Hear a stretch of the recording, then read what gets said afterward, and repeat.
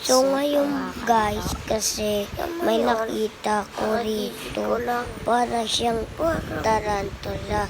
Di ako makalakad dahil masakit yung tuhod ko. Tignan nyo, panoorin nyo yung buong video para talaga siyang may tarantula na maliit.